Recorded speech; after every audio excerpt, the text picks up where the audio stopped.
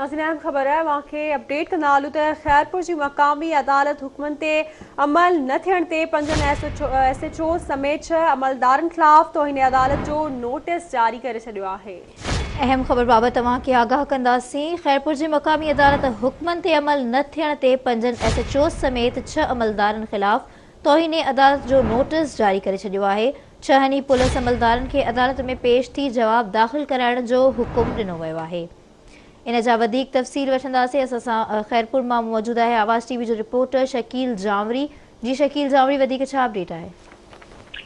जी बिल्कुल, खैरपुर जी third additional session जज मकबूल अहमद मेमण जी अदालती हुकुमनि जी तामीलात न करण ते जेको आहे खैरपुर जे गंबर थाणे जे SHO ऐं साॻे थाणे जे SHO रफ़ीक सुमरो, रानीपुर थाणे जे SHO वहीद शेख, टंडोमसी थाणे जे SHO गुलाम मोहम्मद ऐं बहारो थाणे जे SHO रियाज़ समेत कंप्लेन सेल खैरपुर जे इंचार्ज इंस्पेक्टर इनायतुल्ला सुमरो ख़िलाफ़ जेको आहे तौहीन अदालत जा नोटिस जारी कंदे खेनि अदालत में पेश थी जवाब दाख़िल कराइण जो हुकुम ॾेई छॾियो आहे। जी वरी महिरबानी जी अपडेट करण लाइ।